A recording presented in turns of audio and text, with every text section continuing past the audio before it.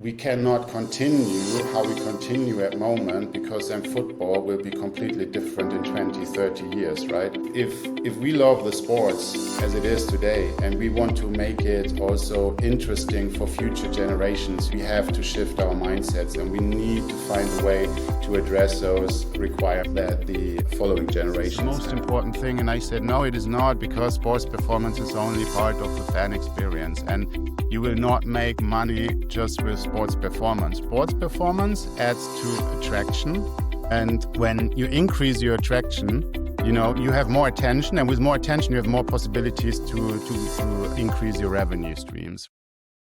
Hello and welcome to the Goal Assist podcast. My name is Joshua Price. The purpose of this podcast is to bring you closer to executives across the football industry. Today, we're bringing you Niels Sterenborg, who is the author of Power Play.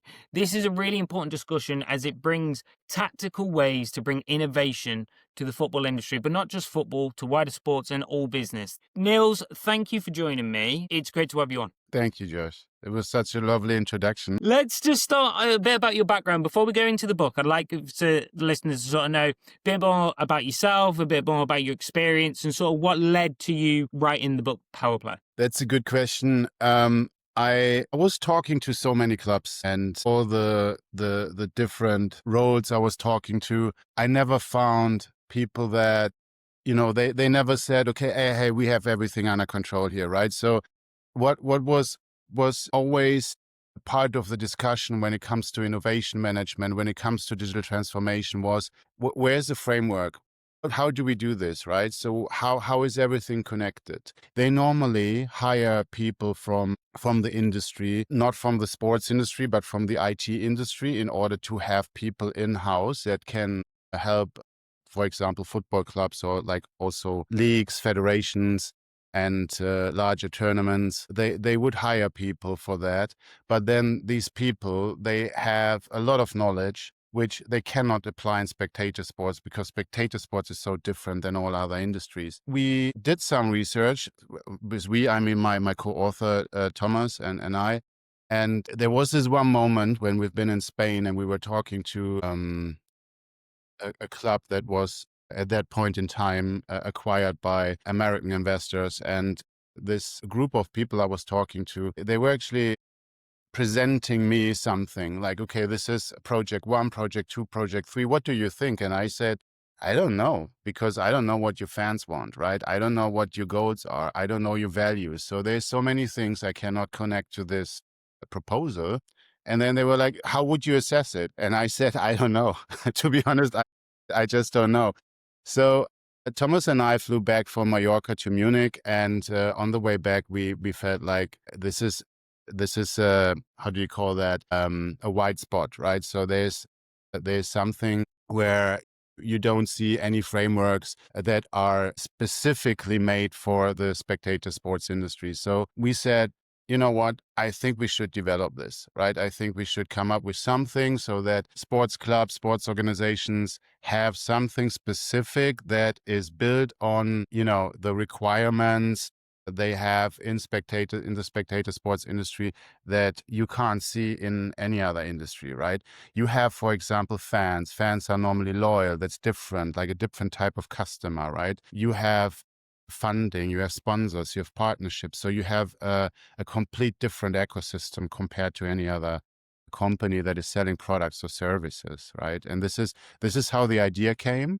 And then we started with building the framework. And then at some point we said, okay, we should write a book about it. Now, we started writing it in English like 2 years ago. And then we felt like, this is not us. My English is okay, right? But I'm not a native speaker. So we started over. We wrote this in German language. Now the book is out in German, but this is just a small market for us, because I think the knowledge we put together there is relevant for a global audience. So we are looking forward to launch this book also in English. I think we are in discussions with our publisher. We just handed in the translation, but it will be published in spring, early summer next year. So that's an important point for anyone listening to this. At the moment, this is the only place you can access this information in English. What was your previous experiences that sort of shaped your thoughts on innovation and how that applies to sort of sporting organizations? Yeah. So 2018, I joined AWS, Amazon Web Services, the inventors of the cloud. Some people don't know that, but I started as a practice manager for media and entertainment for the German-speaking markets. So at some point, I started to develop smaller projects with the Bundesliga, DFL, and then we just started with small projects, improving notification latency in the fan apps and these kind of things. But this was really small projects. And at some point, the Bundesliga came with a proposal to become the most innovative sports league in the world. And they asked us if we could help them with that. And of course, we said maybe. And so we were working together on this. And at some point, everyone knows that today Amazon and the Bundesliga have a huge partnership. So I was one of the founding fathers of this initiative from an AWS perspective. And then I started to build a team around this. I hired people specifically for the needs of the Bundesliga. At some point, we consolidated the other partnerships we had in Europe, Formula One, Ferrari Racing, and other partnerships. And I became the head of sports in EMEA for AWS from a professional services perspective. So this is a team that is driving the projects, right? It's not just a team that does the marketing, but it's driving the project, establishing the technology, and helping to drive innovation with the customers. And then, of course, I was not only focusing on those larger marketing deals we had, but also on driving business for clubs, leagues, federations where we did not have a marketing partnership, right? But they also need innovation. There was also requests like, hey, can you guys help us to understand what you do there at Bundesliga, right? How does this help us as a club or as a league in different sports or in different countries?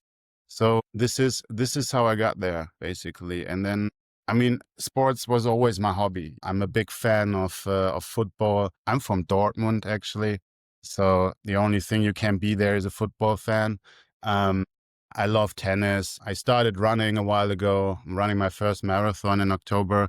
So like connecting sports, what I love doing, what I love watching with my professional life is just amazing. And it is not that, I think when I'm trying to help clubs today, it's not only that, I'm a good professional in that because I gained this experience from a technology perspective towards sports, but also that I am a fan, right? And I am an athlete, even though it's just a hobby, right? But you better understand what is needed and what you need to do because you are the one to define the requirements for the clubs, because we are always talking about spectator sports, right? When we talk about sports, it might just be a hobby, right? But as soon as you talk about spectator sports, you are in the business, right?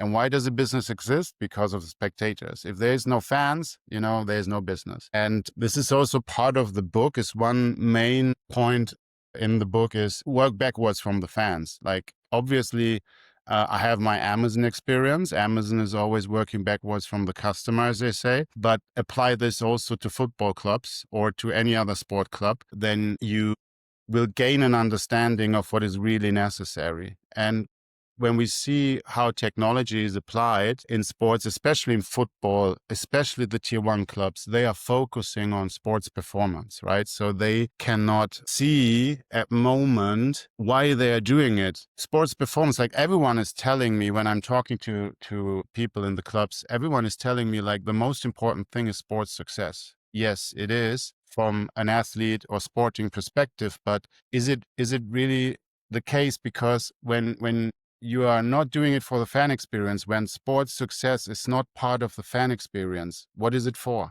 right? It would just be egoistic to say the sporting success is something that is like the most important thing for a sports club just because we are talking about sports. When it becomes a business, everything is around fan experience because you need to have the attention of the fans. And even though a lot of fans are loyal, things are changing. We have seen shifts in behavior with Generation Z and Gen Z and Alpha. There is different interests compared to the millennials, compared to the boomers, right? So we see a shift from sports to esports. We see a shift from sports to other entertainment platforms, right? So these clubs, and I think this also relates to your first question you had, why did we write this book? It's super important to understand that we cannot continue how we continue at moment, because then football will be completely different in 20, 30 years, right? For a lot of people that are in charge right now, it doesn't matter, right? Because they're going to be either super old or they're not going to be with us anymore. But if we love the sports as it is today, and we want to make it also interesting for future generations, we have to shift our mindsets, and we need to find a way to address those requirements that the following generations have. I mean, they're all great points. And I also believe that now you're seeing a lot more external pressure being put onto football organizations to be more innovative, because they know they're losing out on views. They know that the likes of the Kings League, the Baller League are looking at football in a completely new lens and building the product around this new generation of fans. And if they don't quickly apply new strategies in order to follow suit, I'm not saying to replicate what they're doing, but I mean apply it to the traditional sports environment in which they can also capture the new generation of fan. And one of the interesting things we've seen recently, and I'd love to get your opinion on this before we go into your spectator sports innovation flywheel and all the strategies in the book. We've seen Bundesliga recently partner with the likes of the Overlap, like YouTube channels, in order to sort of show games. Do you think that this is a good idea for maybe other leagues to look at doing from a promotion of the matches? Yeah, good catch. Absolutely. I 100% agree. That is where it should be. Move away from, go to those platforms where your potential fans are, right? And not only the fans you have right now.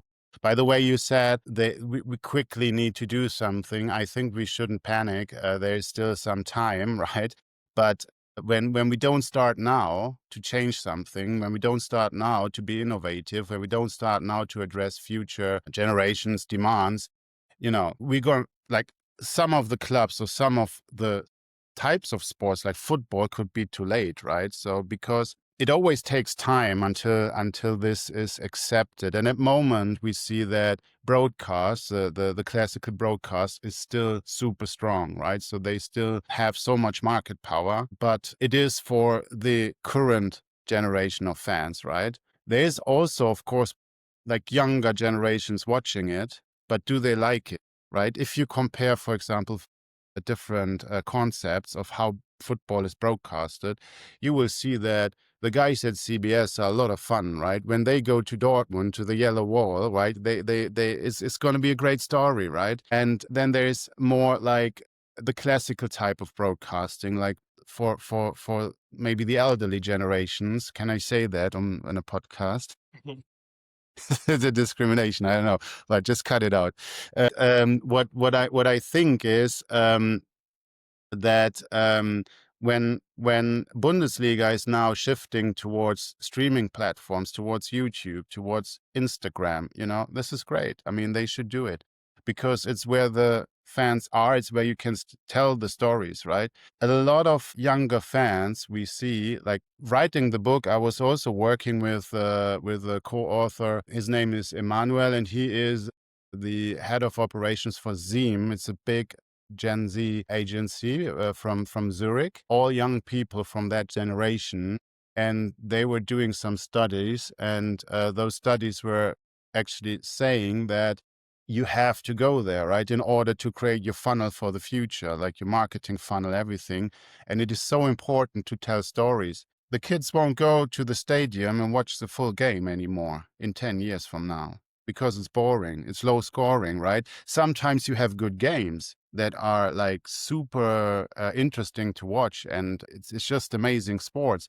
But we all know that football can sometimes be, the draws, the 0-0 thing, right? Nothing happens. And compared to a basketball game or compared to like Icon League or Baller League or what you said, like high scoring games or shorter formats where there's more action is more interesting, right? When you see that the attention spans are decreasing over time in the upcoming generations.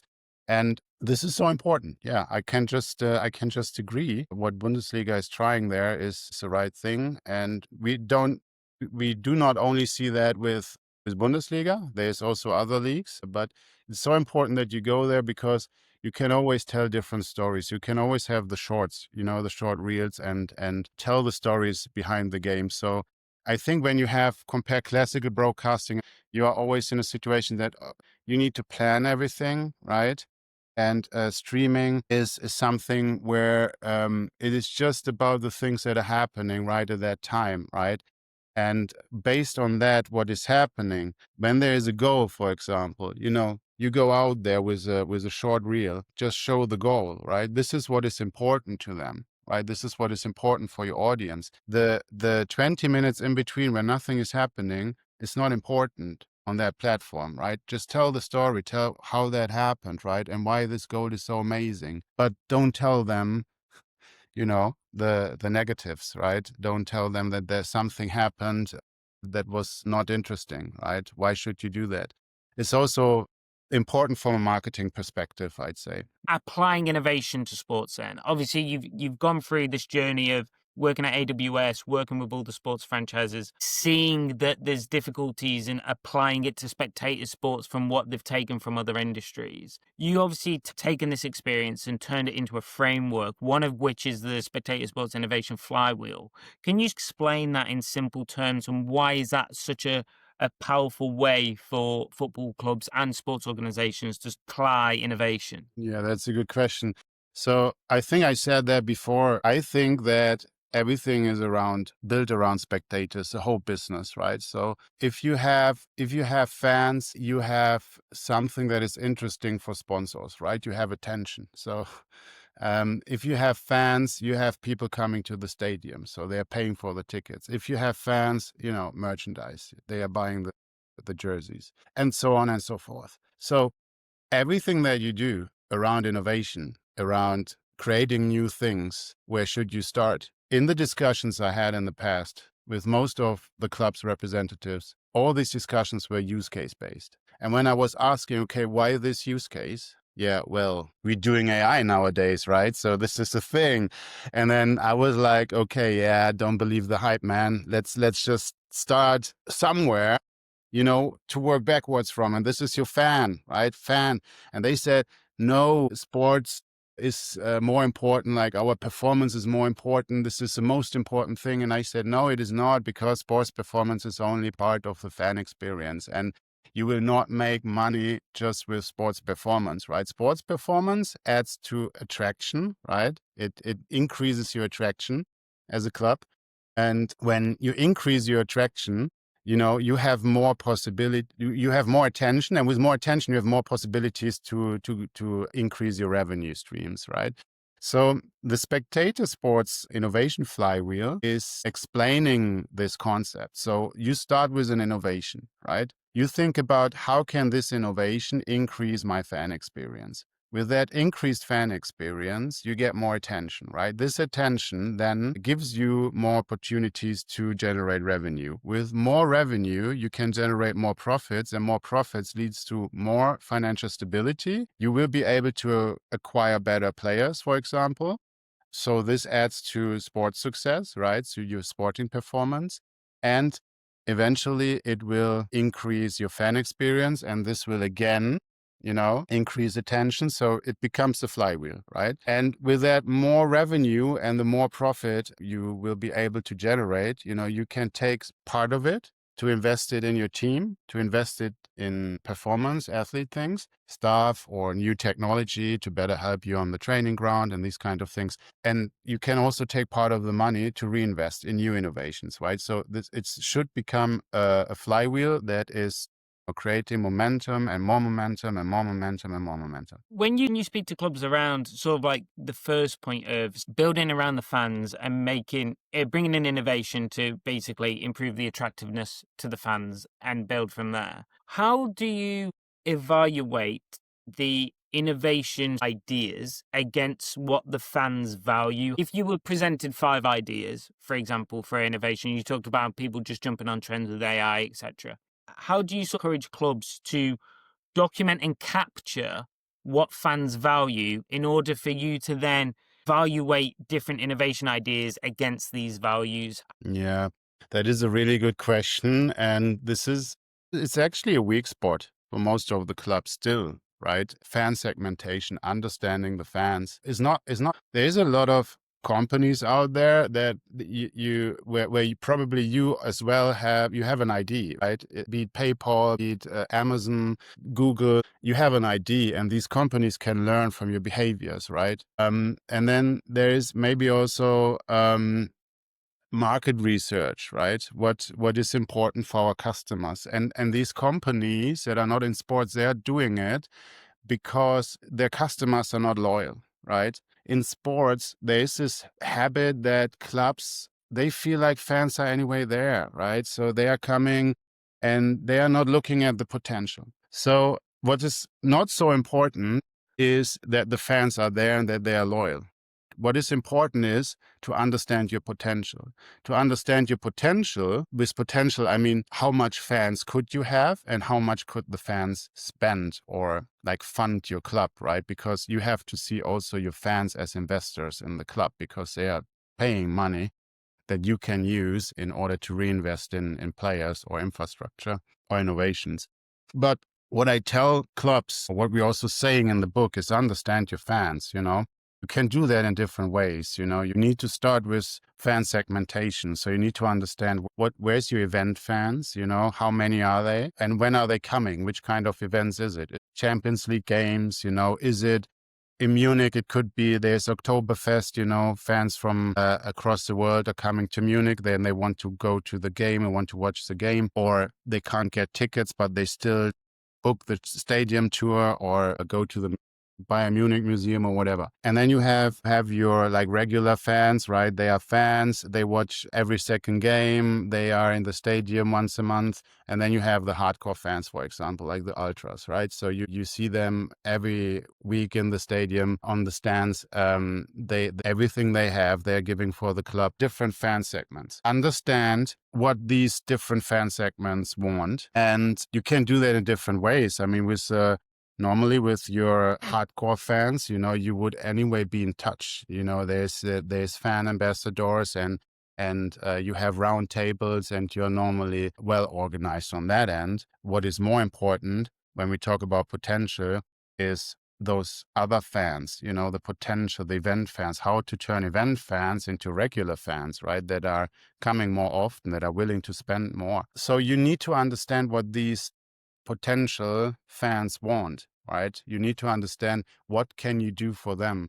So just go there and do some research, ask them, right? It can work in different ways. You can use your fan shop, you know, when someone is ordering a jersey, you could just add some questions, you know, to the checkout process, asking for something that you want to understand. You can use the app that you have normally, the club app, in order to ask questions to your fans. You can also combine that with some kind of like social discussions, you know, that you sometimes have in when the clubs, for fan ambassadors, go to the fan clubs. And they are out there talking to them. So there's many ways how you can collect data. And then when, for example, you buy a jersey, you buy a ticket, you know, you should have an ID as a fan, right? So the club can then also understand, okay, which is the preferred time for this person to go to the stadium? What is this person buying in the fan shop? When is this person buying it? All the data that other companies already have. Right. So you get recommendations when you're on Amazon, right? You'll get recommendations when you're in any other shop, right? Based on your buying behavior and based on what they think they know about you. Well, that can be good for the fan or the customer. That can also feel weird, right? We all know that, right? Okay, you are just talking about something and then the other day you have a complete different Instagram algorithm, right? That is sometimes the perception we have. But for the clubs, it is so important to know more about the fans. And for the fans, it's also good, right? I know that fans, they don't want to be seen as customers, but it is not good, because when the club can say fans are anyway there, they're anyway loyal, they're not like unloyal customers, right? We don't have to take care too much about them. That's not good.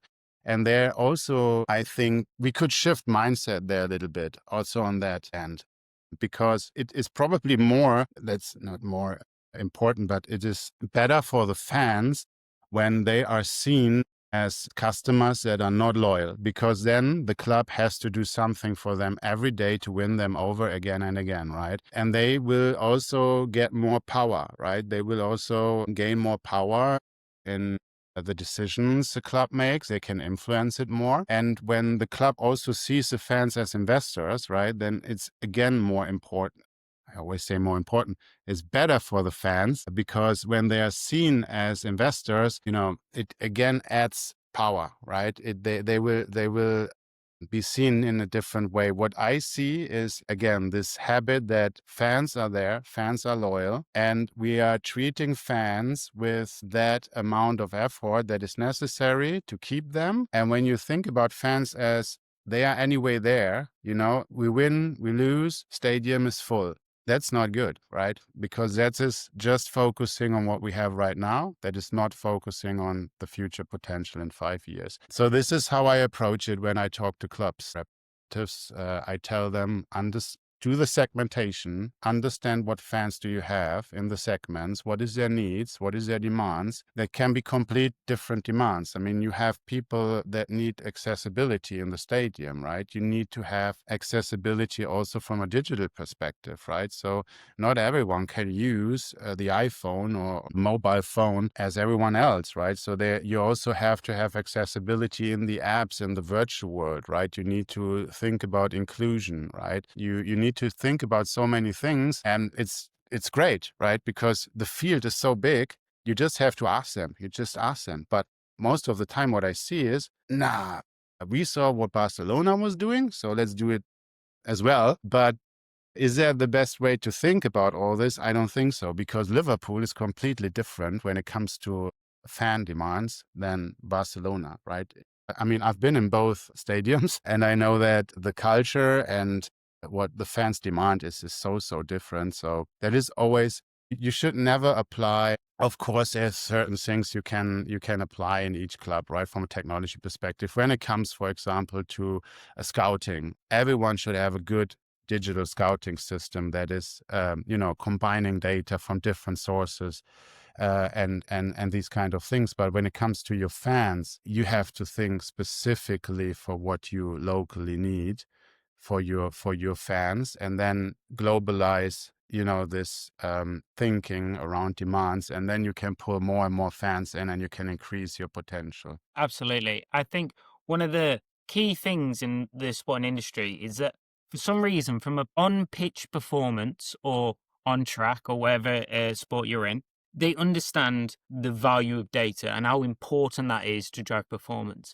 When it comes to off-pitch and business and understanding the fans, they haven't had that same level of sort of dedication to collecting this data. And not only that, I think that it's also not because of the value on it, but also not understanding how to collect it. So from like an on-pitch performance, you look at the pitch, you watch the player, you can measure his XG, his pass percentage, completion rate, all that sort of stuff. You can measure those on pitch. I feel like off pitch, they haven't given fans enough reason to also provide the data. A lot of the time it's an afterthought. It's you've just bought this shirt, here's a couple of questions. Or, I mean, even if they've got that far, for me, it's like, can they do it in a way in which actually provides value back to the fan? For example, if I was going to check out I'm a Liverpool fan, so if I'm buying a new Liverpool jersey for this season, before checkout, if they really value your opinion, it should be, in order to get a 10% discount, before you hit buy, it's like, in order to get a 10% discount, answer these 5 questions that are really important to us. And that makes the fan believe that their opinions, their thoughts are really valued by the club, because you've actually given a monetary value connected to it. And the way in which, so it also then allows clubs to structure offers so much better. Because like when you say about the data, if you see around, one thing that I really like frustrates me is that offers in football haven't changed much. So like for season tickets, for example, you have a full season ticket and then you get to Christmas and they'll offer a half season ticket. What sort of things that I would like to see, but not just, it need to be backed off the data. Like I say, it's not really matter about my opinion, it's about the data of the fans. But I think you will see larger attendances around payday, around the start of the month when people have actually got money. If you're around a more disadvantaged area, that's where your club is based. Some fans might not be able to turn up for every single game, but the first game closest to payday, they might be able to attend that. So like a season ticket that's like around, the first game of every month. And it's actually tailored around, the reason why we're doing that is because we know that, times are tough at the moment. You still want to come support the club. We'll give you a discount if you buy that sort of bundle of tickets. I feel like those sort of innovations can come from understanding this data. Like you say, is this person always buying, two burgers and two drinks? And well, he's obviously coming with maybe a son, a daughter, or whatever, and is buying for them. So again, you start to get a bigger picture of what the individual fans look like from really taking the time to study them. And I think, yeah, I just fully agree that this is such a missed opportunity at the moment for clubs. And there's so many different innovative ways they could go about not only serving the fans more value, but also extracting this data from the fans. And like I say, I think it's because it's always done as an afterthought rather than something that provides value, like I say, such as if you answer these questions, you get a discounted checkout. So no, I think it's really, really interesting. Some really good ideas, Josh. Yeah, have them for free, write them Yeah, I love down. that. Your next club meeting. As you said, right? So fans are appreciated, right? I said fans are loyal, right? Why is there no loyalty programs? Like there is now, they are starting, right? But it's not enough, right? So give them something they can, gamification is a big driver of attention and attraction. So clubs should also think about that, right? So not only the appreciation, but also let them be engaged, right? Give them a loyalty program that gamifies somehow like what their behavior and what they would anyway do, but give them a reward, right? This is also very important. This very, very good way of thinking, Josh. I appreciate that. It's I like what you say about the gamification, because I feel like that also, it's engagement. And at the moment we're in an attraction economy, if you like, and there's lots of things trying to pull the attention away from the fan. When you really put the fan at the center of everything, how does that sort of change the conversations in which boardrooms are having, like tactically? What questions should they be asking inside that room in order to start to think in a way that's more fan centric? It's a good question, Josh. So what we need to see is that when these discussions are happening, right? This is a discussion about behavioral change the way of thinking. So when I have these discussions, I see myself as a change manager, right? So I have to be very careful, right? I cannot just go there and say, you are doing it all wrong, because they are not doing it all wrong, right? The only thing they are missing sometimes is to connect what they do to the demands of the fans. And then so often in these discussions, I feel like, wow, they are not taking the fans too serious, right? Because they're anyway there again.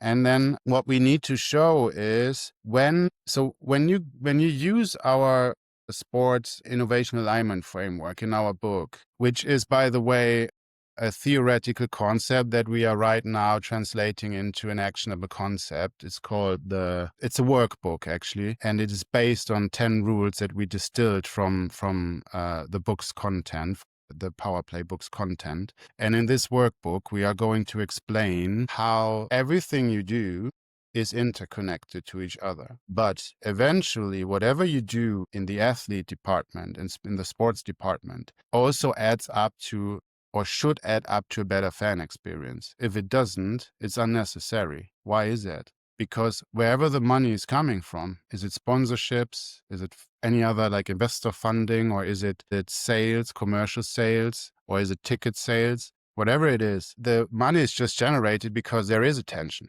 from the fans, right? And Of course, you also get prize money, right, when you win the championship or the tournaments and the titles, but that's not enough, right? So you need that money, you need that attention. So when you do projects, why are you not connecting it to those goals, right? Hey, it's you clearly have a revenue goal to achieve, right? You clearly have values, by the way, in a club, right? It's also super important. So we start in the book with define your goals, right? The people that are working on innovation projects, they need to understand as good as the CEO of the club, what is the goals of the club? Financial goals do we have? What sporting goals do we have, right? How big is the number of fans that we want to attract, right? And all these kind of things. And then you need to connect it to your values. So what values do you have as a club, right? Diversity, inclusion, being united in whatever colors the club has, we know all this, right? Living these values and really connecting it to what you do, right, is super important. So you have the goals, you know what you need to work towards on. Then you're connecting it to your values. Your values are like guardrails, right? So they are keeping you on track. Like, okay, this is the values and the goals you have are like your core gravity as a club, right? This is already drawing attention, right? And then you need to think about how can I increase this gravity that I anyway have as a club, right? You are a Liverpool fan, so you'll never walk alone. It's not just a slogan; it's a feeling, right? It's an emotional thing. We saw that so often when something happens on the stands, for example, an emergency, they start to sing "You'll Never Walk Alone," right? Because it's not just a slogan, it is a mindset. So "You'll Never Walk Alone" for Liverpool creates a lot of attention around the world, right? And you can tell stories around it, right? And it's important to the fans. So there's gravity already created by your core values that you have as a club. Now think about extending this gravity. How can you draw more attention, right? How can you be more attractive? Why is that important? Because at the end, without money, you can't exist as a club in professional sports. So the more gravity you have, the more attention you will draw. And this is what it makes easier to understand for club representatives why this is important, why fans are so important. When you are working on improving sports performance, this will have to add to the achievement that you want to see in attracting more fans. Because otherwise, why should you do it? Right? I never no one ever replied in a way that I was saying, okay, I'm accepting what you are saying. But, for me, it's like a physical rule, that spectator sports is about spectators. And I know that a lot of people, when they hear it from me for the first time, they are saying like, I can't agree, man. I can't agree. But thinking about it, right? Having this discussion, right? We are moving towards it step by step. You also talk a lot about potentials in the book, about identifying these potentials. Why is identifying potential such an important part of innovation? Yeah, that is also not so easy, right? But let's start there. You see the World Championship in football, right? Last time, the president of the FIFA was explaining that this was the biggest event ever. It had the largest revenue ever in the history of the FIFA, and so on and so on. And you hear that with all the big tournaments over and over again, right? But is anyone ever asking for the potential? Hey, was this a good job? Why would we say it's a good job just because it generated more revenue than 4 years ago? Maybe there was an inflation, the money is of less value, and maybe there was like more people watching it than 4 years before. But what was the potential for that moment in time?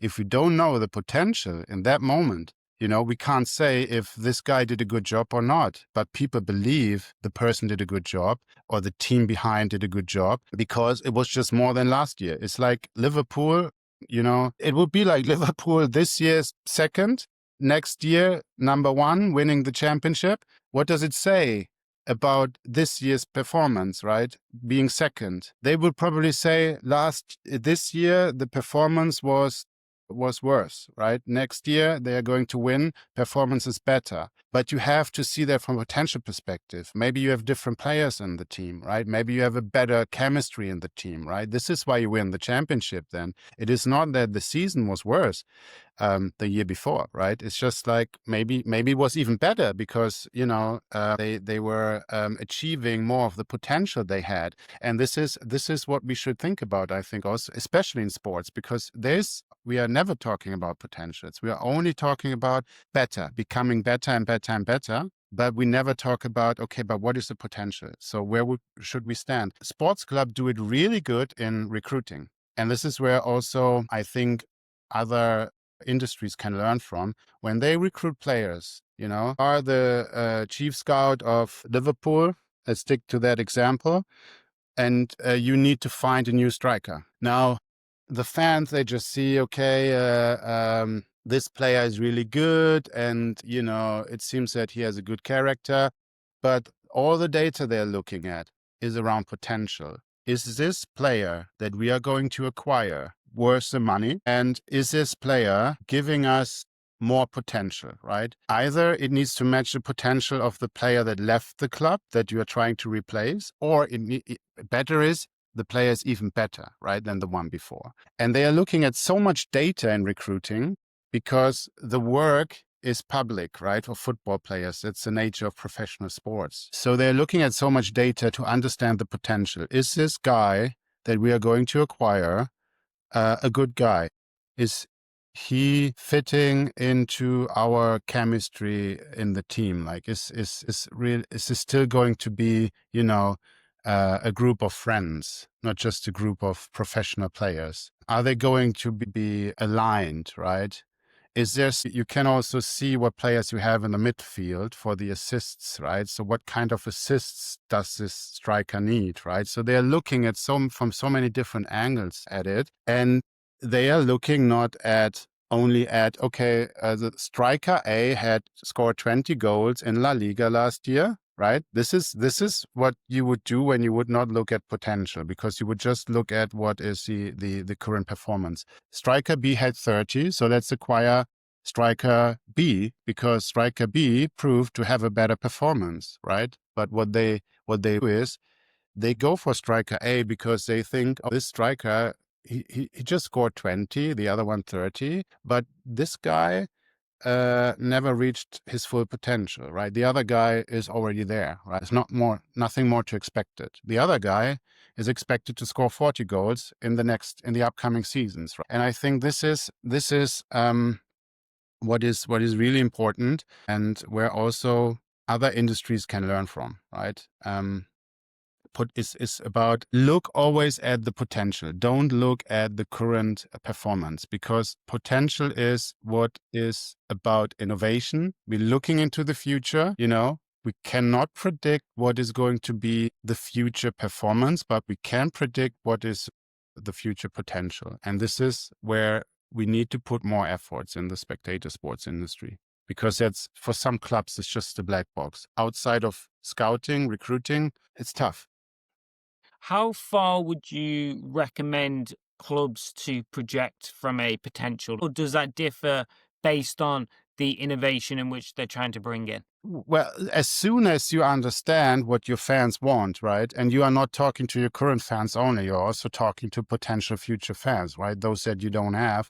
And when you look at what your partners in your ecosystem need, you are able to predict your potential that you have, right? So you can also, I don't like benchmarking, because I do not like to look at competitors and say, what Dortmund could easily do is they could say, hey, let's look at what Bayern Munich is doing, right? And maybe we can become number one in Germany. No, they stay number two, but not for the reason that they cannot be as good as Bayern Munich, but for the reason that they have a different setup, right? They are in a different city. They have a different legacy. They have different demands, right? So Borussia Dortmund should look at their own potential, right? Just as Bayern Munich should look at their own potential, just as Liverpool, Manchester, Real Madrid, they all have a future potential, right? And they need to understand what it is specifically for them. So you cannot generalize this discussion. And what you always need to do from this standpoint of you should think in scenarios. So you should have your club now, and you should think about, what is my club in 5 years? What is my club in 10 years, right? What is different? What is the incremental difference, right? And when you create this scenario, you will ask yourself a lot of questions, right? Not only what do my fans want, but also what is the needs to get there? What do I have to invest, right? What is the return on investment, right? With which players in the ecosystem that I have can I collaborate, right? Do I have partners that have IoT capabilities, right? Can I include them in my connected stadium projects, for example, right? Can I increase the fan experience there? Is this partner helpful? You need to talk to also the volunteering partners in your ecosystem. What do they need in order to make the fan experience better? You need to talk to your financial departments anyway. You need to talk to legal departments anyway.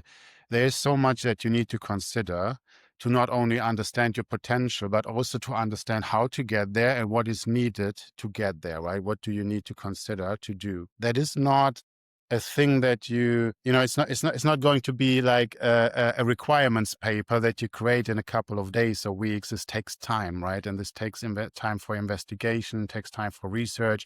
And it takes time also to understand the data that you are collecting, right? And aggregate the data. This is what we describe in the book, the process, and in the workbook you will also see practical guidance for that. So there's going to be, like in the workbook that we, by the way, going to publish, I think end of November or December. We are not 100% sure yet, but we are also going to publish this already in English. So you will be able to read the workbook before you will be able to read the theoretical playbook the workbook is based on. But we are doing it in a different publishing setup. So in the workbook, you will also be able to get like template and canvases that are giving you instructions for how to do this, right? So this is also a big area for improvement in the spectator sports industry we identified. So this is what we are working on. You cannot really generalize it, right? You need to collect the specific data for each specific club in order to understand what is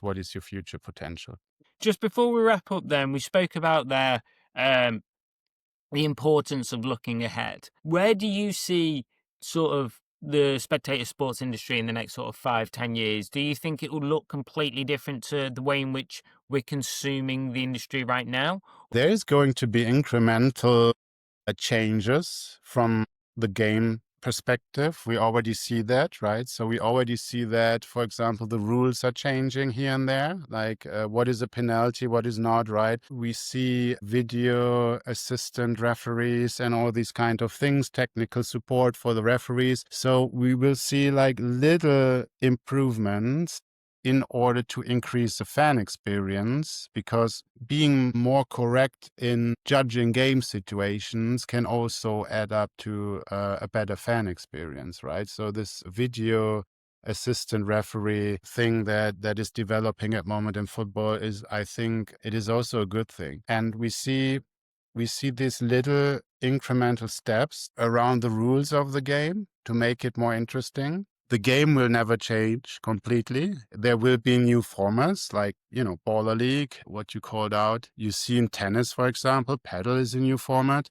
You see that cricket, the IPL created a new format to present cricket, right? And make it more interesting for fans and spectators. So there is some innovation you will see from that like game perspective. But when it comes to the digital innovations, you will probably see completely different clubs, not in 5 years, but in 10 years, 15 years, when what we say now, the younger generations are Gen Z and Alpha, are becoming the established generations, right? So of course it will develop because they are then in charge of creating the broadcast or the streaming then, right? It's not going like we're going to see a shift, but this takes time because the capital also needs to shift around it. It will all take a bit time, but if you want to be ahead of the game, this is so important for clubs to understand, is the digital transformation like this, there have been four bigger innovation waves in spectator sports. So I think first was broadcasting, like in 1930s it started. And then we saw the infrastructure innovation wave, multifunctional stadiums, right, that started 60s 70s in the US. Then we saw the merchandise innovation wave, like creating a merchandise for the fans and creating a business around it. That's like he's got a big push. And then we saw like end of the thousands, we saw the start of the digital transformation wave. So this four bigger innovation waves. And this digital transformation innovation wave is the one that is probably has the least barriers, right? So it's the most accessible innovation wave because you have social media, right? So clubs can go out there, tell the stories on their own. They are not depending anymore on broadcasting, right? So they don't need to have partners there. They don't need to invest a lot of capital there. They can just use every player's iPhone, right? Or sorry, I shouldn't do advertising for Apple. Yeah. So let's say they can use, you know, whatever devices the players have, they could use it in order to make short videos, in order to take pictures, and to send the stories out there, right? And also, there's a lot of solutions created in the sports tech field already that clubs could just buy, right? If they understand, okay, there's a certain need for whatever this technology solves or addresses as a solution, just buy it, right? Buy the solution, right? And you have it there. You don't need to invest. You don't need to do this heavy investments anymore, right? So in order to create your own innovations, while clubs still think they need to do a lot of that because, they have this competitive thinking.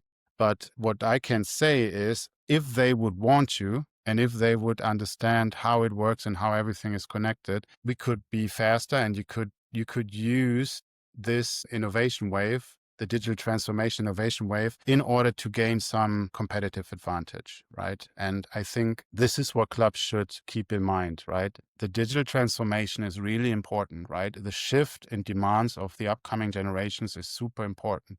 Not now, a little bit, right? 5-10% of the fans, you have to address different requirements for them, but it is growing, right? It's going to be 20% in 3 years. It's going to be maybe 50% in 5 years, and in 10 years, you need to be there 100% for the generations that are now growing and growing the potential of the fan base that they currently have. It's been absolutely fantastic having you on and learning more about the book Power Play, the Sports Innovation Flywheel, Sports Innovation Alignment Framework, some brilliant techniques that clubs and across all sorts of spectator sports can apply. For those who want to hear more from myself and Nils, we'll be hosting a live call in the Goal Assist community. There'll be a link in the comments in the description below.